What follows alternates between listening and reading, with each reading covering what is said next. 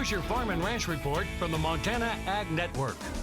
Hi everybody, it's time for your Farm and Ranch news. Well, the U.S. wheat industry is in the spotlight this week here in Cancun, Mexico, as the U.S. Wheat Associates hosts its Mexican Wheat Trade Conference.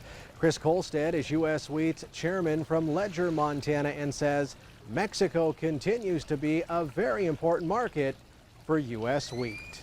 Well, Mexico has been a good friend of ours for a lot of years, and they're our southern border friend, and they're one of our top 5 importers of U.S. wheat around the world, so a very important market for us. Mitch Skalicki is U.S. Wheat's regional vice president in its Mexico City office and explains why the Mexicans like having a trading relationship with the U.S. wheat industry. I think they like it because it's a very good quality wheat. It's a uniform, predictable quality of wheat. It's close. It's convenient.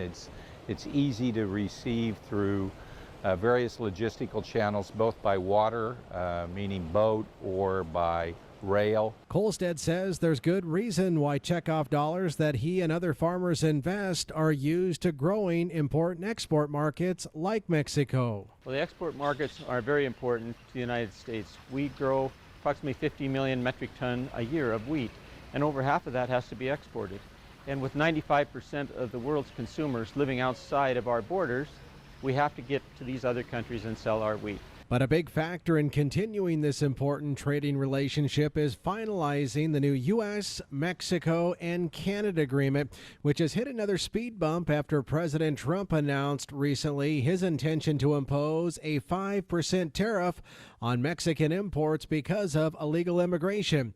But Skalicki says the Mexicans remain hopeful a final agreement can still be worked out that benefits both countries. I think they certainly feel it's a very challenging time. I think that they've been very patient, they've been very tolerant, they've been very understanding, and I think that they would really like to try to work this out through a series of negotiations if possible.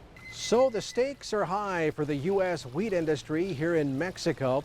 And that's because every day that passes without the U.S. Congress ratifying the new USMCA is another day of opportunity for other wheat exporting countries like Canada and Russia to displace U.S. wheat in this very lucrative Mexican market. Representatives Dan Newhouse of Washington and Colin Peterson of Minnesota have led a bipartisan letter to Interior Secretary David Bernhardt, along with U.S. Fish and Wildlife Principal Deputy Director Margaret Everson, expressing strong support for the U.S. Fish and Wildlife's proposed rule to delist the gray wolf from the Endangered Species Act in the lower 48.